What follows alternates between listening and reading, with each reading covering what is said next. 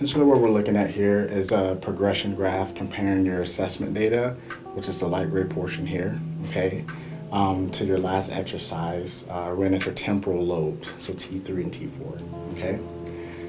The significance of the temporal lobes, this is where the autonomic nervous system is regulated, okay? Autonomic nervous system really drives our response, our emotional response to environmental stressors, okay?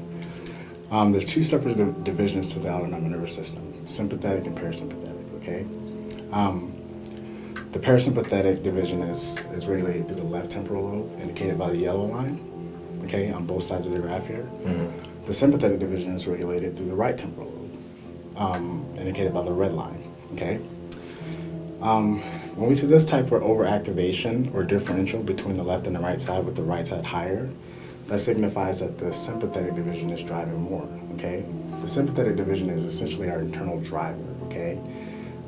It's what causes our fight or flight response to stress, okay? As opposed to our freeze response, which is regulated through the parasympathetic division of the left side, okay?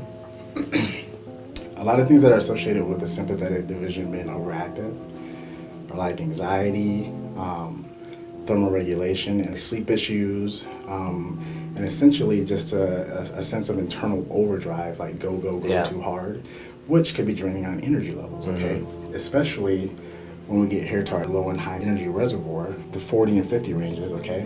Where you see you have an assessment, a large differential with the sympathetic division driving, okay? And we got much better balance here now, okay? We're taking that sympathetic division out of the driver's seat, essentially, okay? So it's not draining on your energy reservoir where the rest of your brain would draw energy from, okay? So it's really important that we get you out of this sympathetic dominance here, especially in this 40 range, okay? And then also back here where you see you started out indicated with the blue line here, this blue dot, right? Upwards of 35% differential with the right side higher. Now you've gotten as low as 12.5 to 0, so right around like 6% differential. I mean, it's kind of obvious, like what like it was dramatic on there. I mean, you said you had a lot of like when your daughter came home. One thing you know is your heart palpitations. Yeah, like your heart speeding up. Maybe not a feeling of anxiety, but just a feeling of like maybe a sense of overdrive, maybe. Yeah, that was there. Like I'm just going, and then and that's really draining on the system. That's really draining on your regulator. So yeah, and then there'd be a part where some part of my body would just break down. Exactly, and that's essentially what's happening there. Yeah. The process has been interesting because I've noticed as I've gone through, when I'm laying there, there'll be like I'll get sensations in my body that I haven't had before, or that are familiar sensations, similar to what I was having 8 or 9 months ago.